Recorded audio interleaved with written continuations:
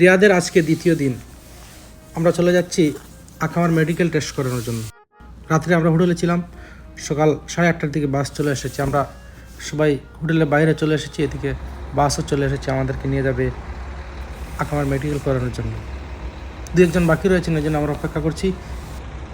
আর আমাদের যারা গাড়িতে যাবেন তারা মোটামুটি চলে এসেছেন, আমরা গাড়িতে উঠে যাচ্ছি হসপিটালের উদ্দেশ্যে।